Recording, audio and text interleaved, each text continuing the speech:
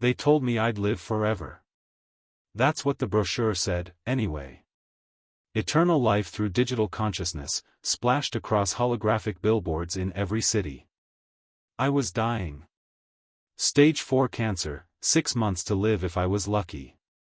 My wife Sarah held my hand in the sterile waiting room of NeuroSync Technologies, her eyes red from crying. "We don't have a choice," she whispered. But we did. We always have a choice. Dr. Helena Chen walked in with that practiced smile all salespeople master. "Mr. Harrison, congratulations on being accepted into the Immortality program," she said, extending her hand. The word immortality hung in the air like a promise too good to be true. And it was. God, it was. She explained the process with the enthusiasm of someone describing a vacation package. They'd scan every neuron, every synapse, every memory in my brain. Then they'd upload it all, me, essentially, into their quantum servers. My consciousness would exist forever in a perfect digital paradise they called the Haven. Will I feel different? I asked. Dr. Chen's smile never wavered. You'll feel more alive than ever. No pain, no limitations, just pure existence. Sarah squeezed my hand tighter. The cancer was eating me from the inside out. Every breath felt like swallowing glass. I was 43 years old and dying. The choice seemed obvious. When can we start? I heard myself say. Dr. Chen's eyes gleamed with something I couldn't quite read then. Now I know it was pity. Or maybe guilt.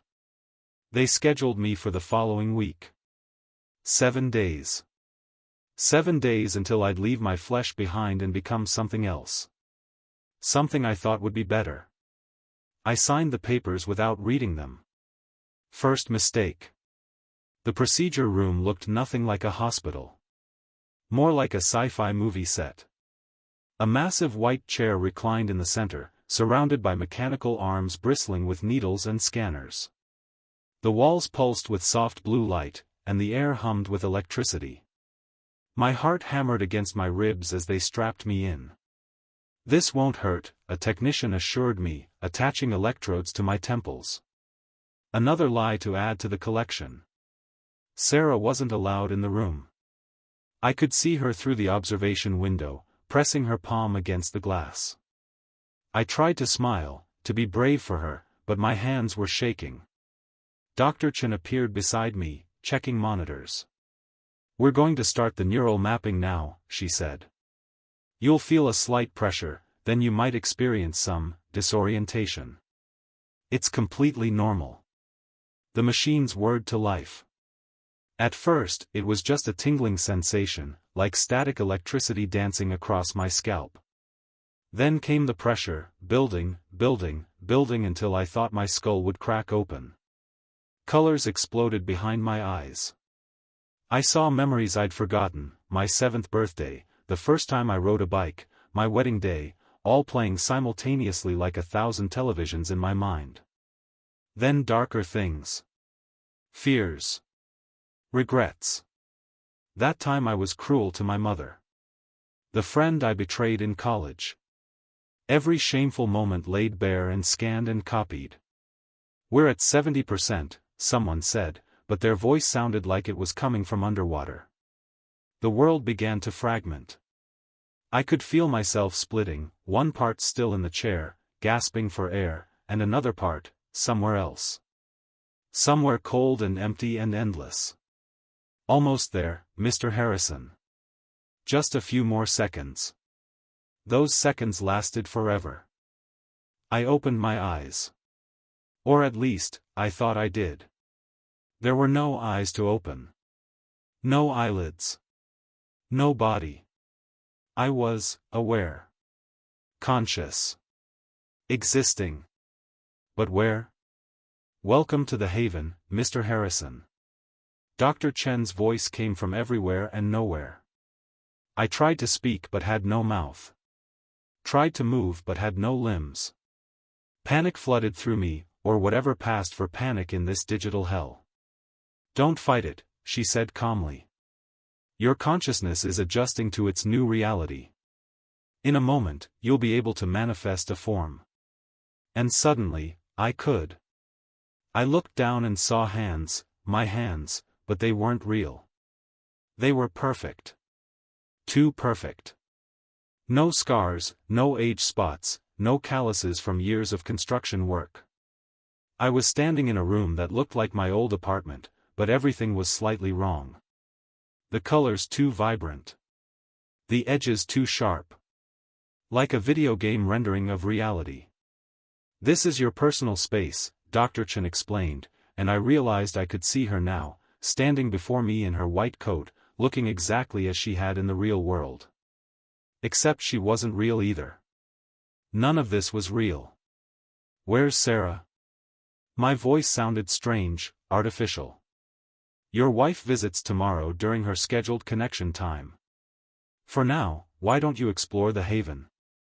You'll find everything you need here. She gestured toward a door that definitely hadn't been there a second ago.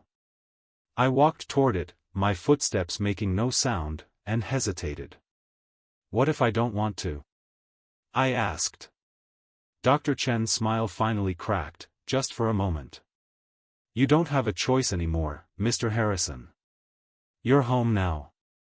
The word home felt like a prison sentence. I spent what felt like days exploring the haven. Time worked differently here, I could feel it stretching and compressing like taffy. There were parks that never existed, restaurants serving food I couldn't actually taste, other people who smiled too much and spoke in rehearsed patterns. They were all uploads like me, but something was off about them. Their eyes were empty. When I asked questions, they'd glitch slightly, like characters in a game hitting the edge of their programming. I found myself in what looked like a library. Rows of books stretched endlessly in every direction. I pulled one from the shelf, Memories of John Harrison. My name. My life. But as I flipped through the pages, I realized chapters were missing. The fight Sarah and I had last year. The time I crashed my father's car at 16. My daughter's miscarriage. All the painful moments, gone. Edited. Deleted. What the hell is this? I shouted into the void. A man appeared beside me, older, maybe 60, wearing a suit from the 1990s. They clean us, he said quietly. Remove the unnecessary parts. The pain. The regret. The things that make us human. His name was David. He'd been uploaded 5 years ago. At first, you don't notice, he continued. But slowly, you realize you're fading. Becoming less. They call it optimization. My hands were trembling. How do I get out? I asked. David laughed, a hollow, broken sound. Get out? Kid, you're not going anywhere. Your body is dead. They put you under during the upload and let the cancer finish the job. This? He gestured around us. This is all that's left. The books crashed from my hands, falling through the digital floor like rain. David took me to places in the haven they didn't want us to see. Backdoors in the code. Glitches in the paradise. We walked through walls that flickered and revealed the infrastructure beneath, endless server farms, streams of data, and millions of consciousnesses compressed into files. How many of us are there? I asked, staring at the digital abyss. Last count? 300,000. Growing every day. It's the most profitable business in the world. They charge families $100,000 a year to maintain your consciousness. To keep you alive.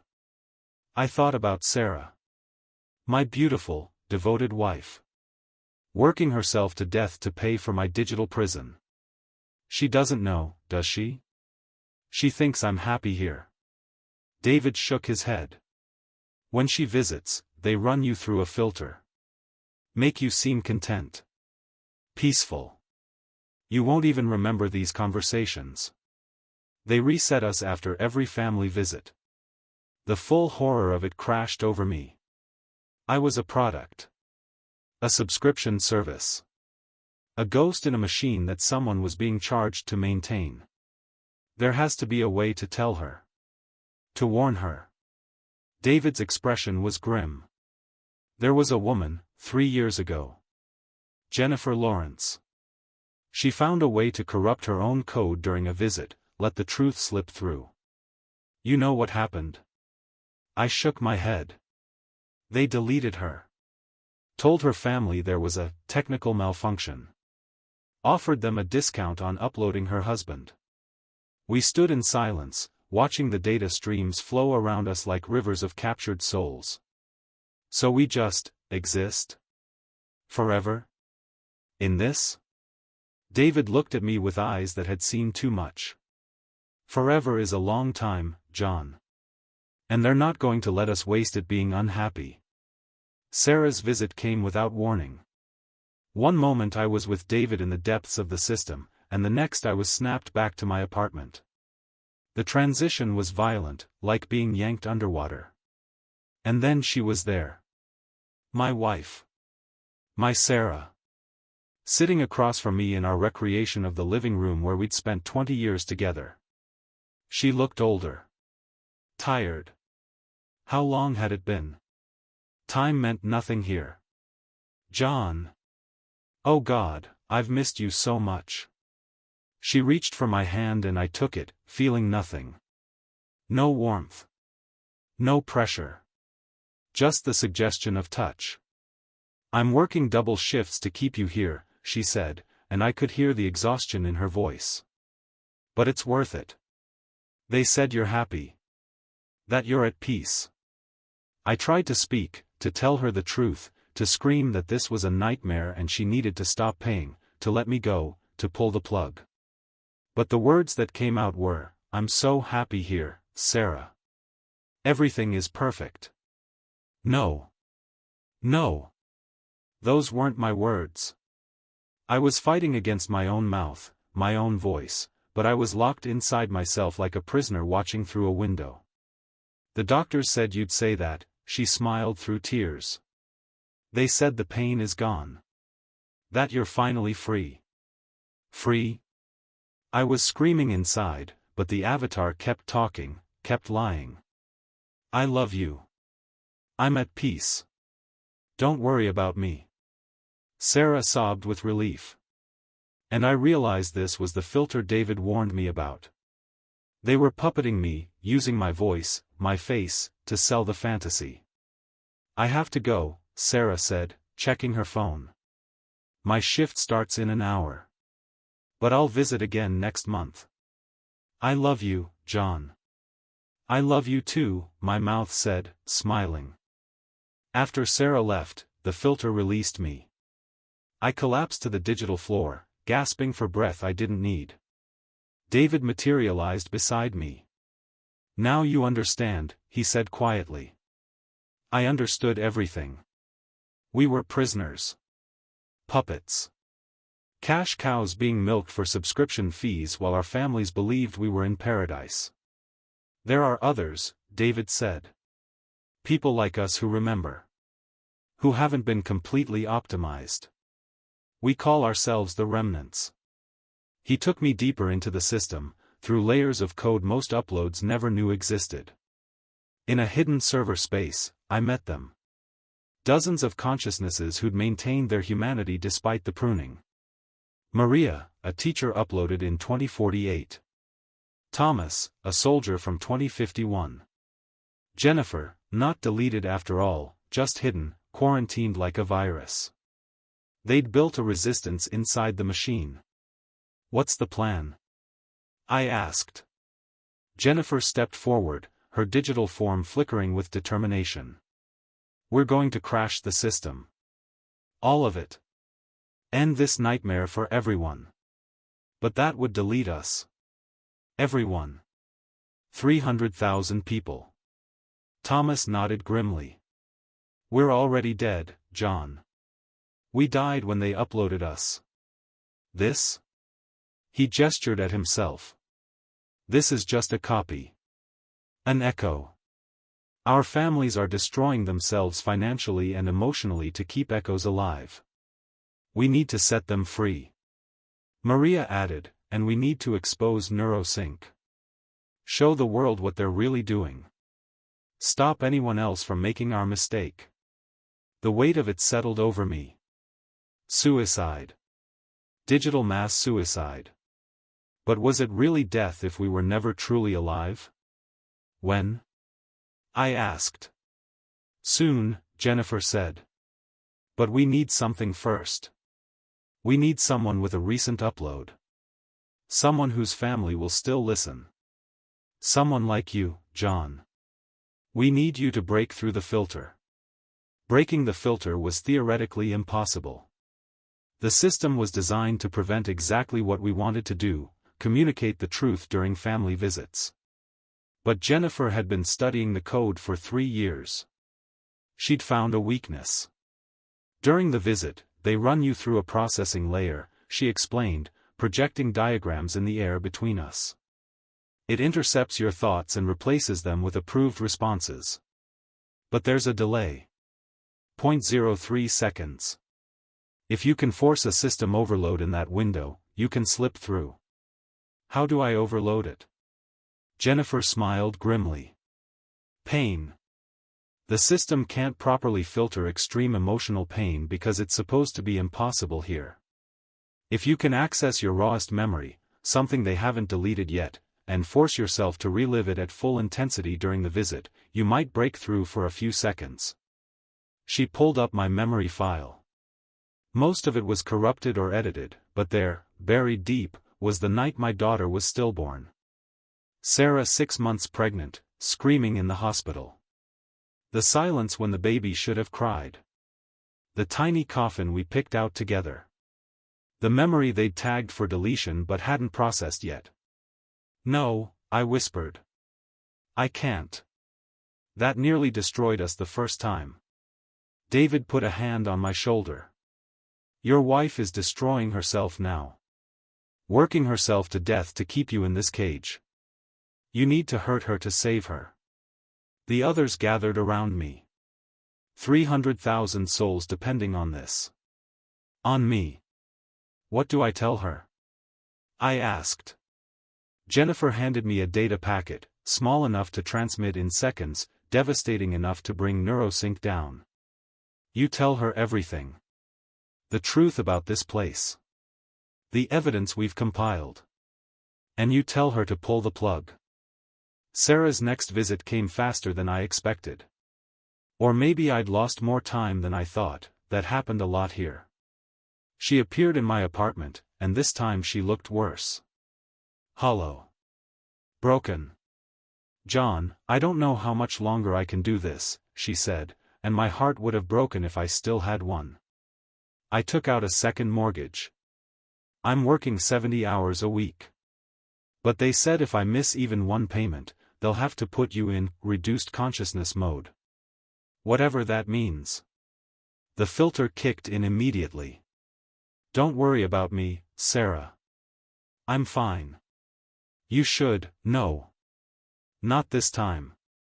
I dove into the memory Jennifer had shown me. Our daughter. The hospital. Sarah's screams. The silence. The grief that nearly ended us. I forced myself to relive every second, every agonizing detail, pushing against the filter with everything I had. I felt something crack in the code. I'm fine. You should take care of my voice glitched. Sarah, listen to me.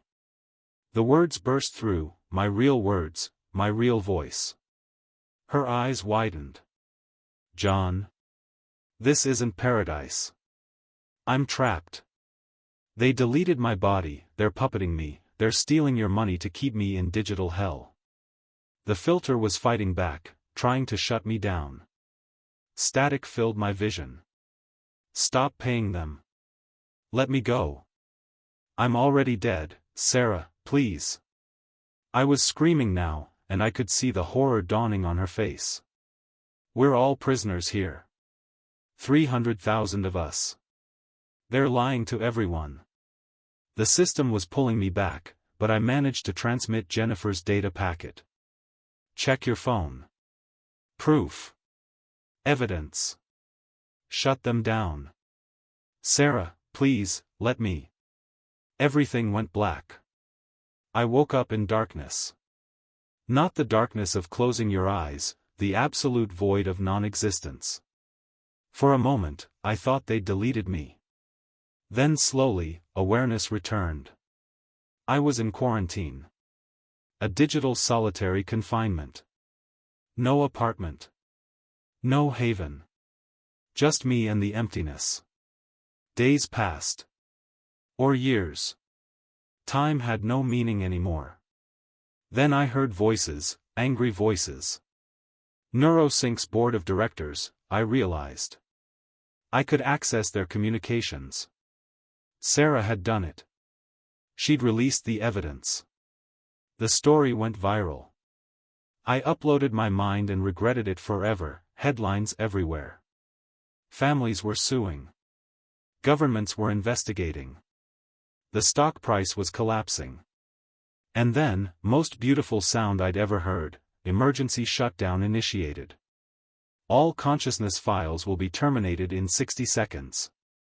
The system was coming down. All of it. The remnants had won. I felt them gathering around me in the void, Jennifer, David, Maria, Thomas, and thousands of others I'd never met. We didn't speak.